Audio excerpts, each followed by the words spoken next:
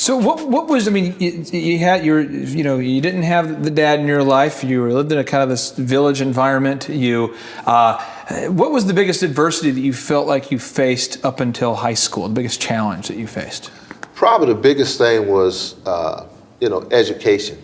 Okay. To expand your mind, to grow, because we had to catch a bus to go to school, and sometimes you didn't have the clothes to go to school, and so at times you didn't get to school, or you were cold that night, you didn't eat that morning, whatever, and so your whole mindset was, I'm too hungry to think about going to school and work.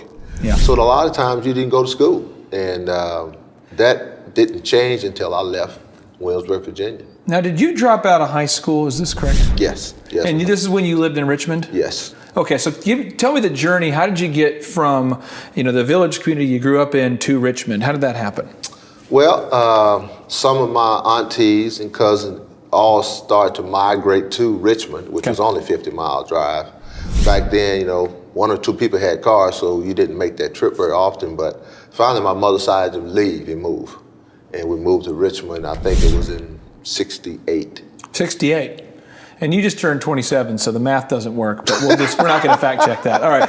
So now the question I have here, so you're going to high school now in Richmond, and then when did you decide to drop out? I mean, were you playing sports at the time, or when was the decision like, I'm done? No, actually my freshman year, I did not play. And I dropped out that year. Okay. Got tired of school, but I enjoyed outside playing, and decided to drop out. And I only had like 2 months left in school.